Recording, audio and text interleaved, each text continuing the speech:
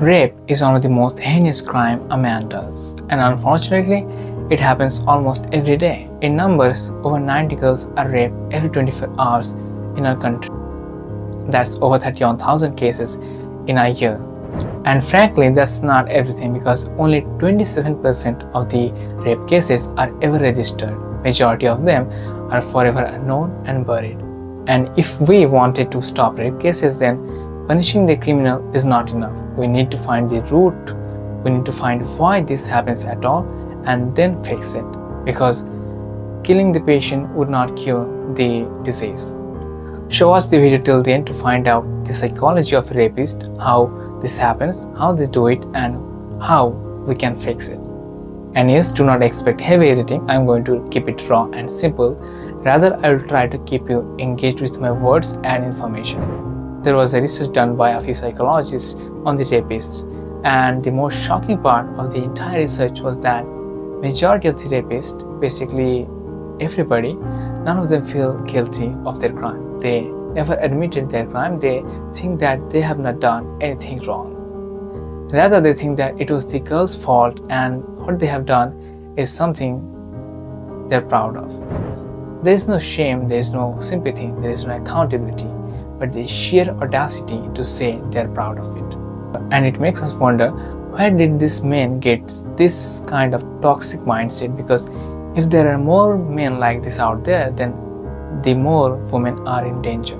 Well, if you look around carefully, then you would find more and more men who think a woman is a tool of pleasure. They don't see a woman as a living being. They think that women are inferior creatures. They are weak, dumb, and too naive to be independent. That's why rape isn't just about lust, it's more about showing dominance. This kind of men cannot take a rejection. They feel humiliated. They cannot digest the fact that a woman is independent and she is not serving a man with her figure, that she is not a sex slave. Because somehow in our society we have normalized women to be used and abused by men, that men are supposed to show their dominance through forcing submission, that the greater your sexual power is, the greater of a man you are. So these men are always mentally prepared to crash over anytime, anywhere. And when they get the chance, they go for it, because they know how pathetic our law and the whole judiciary system is. They know that you can kill, rape, or crash over anyone with your Porsche, write in 300 words each and get away with it.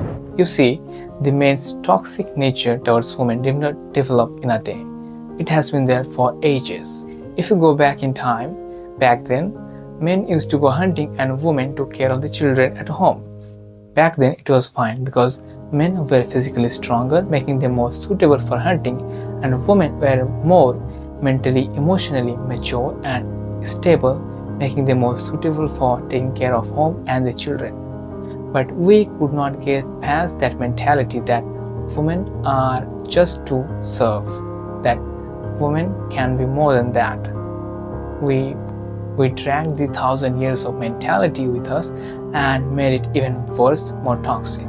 We crack jokes about women, make fun of them, and society finds it absolutely fine.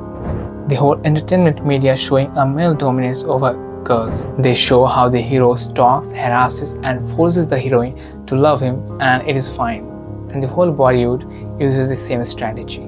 The shorter the dress, the more money the movie makes. They're exploiting men's emotions and making profit of that. And then we have Pornhub, Instagram, where a woman's dignity is cheaper than a water bottle.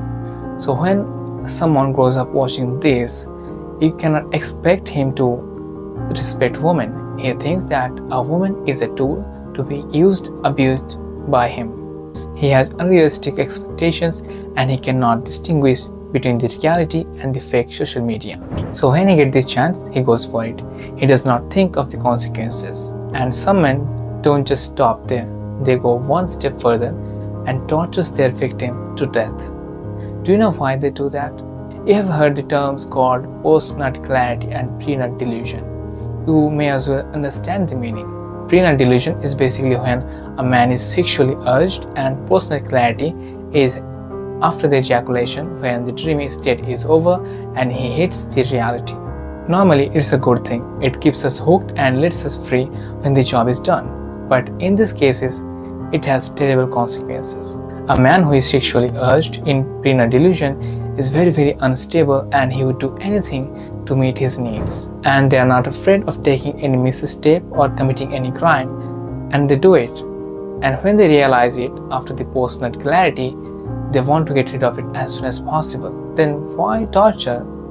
Well, it's because we humans have a very bad habit. We love hurting others. We love seeing others crying, seeing others in pain. We love others suffering. So when these men realize that they have committed a crime and they are going to be punished for that, and the ultimate crime they have done is killing someone, and all the torture they have done beforehand is going to be irrelevant, they go for that. He assumes that I'm going to prison, I might as well have some fun. So he goes for it. He tortures the victim the worst way you can imagine. Because he thinks, I'm going to prison, let's just have some fun before that. And to be honest, as a man, I can assure you that men are the worst and best creature on the planet. You cannot imagine how terrific, how terrible a man's mind can be.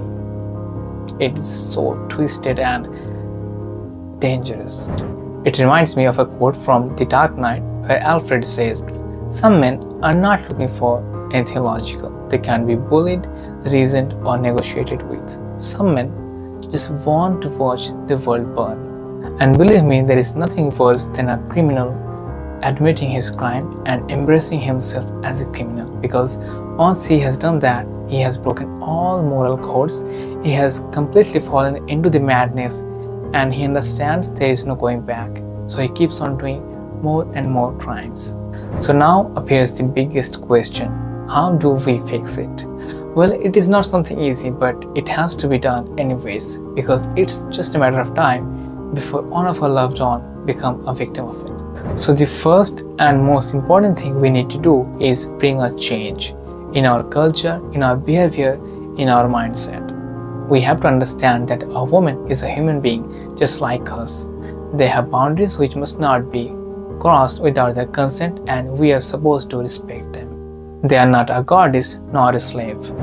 We have to understand that intimacy is normal, but that does not mean that we are supposed to crash over someone. There are better and safer ways to satisfy ourselves. We have to realize that a rapist isn't born. He is shaped by his experiences and understanding.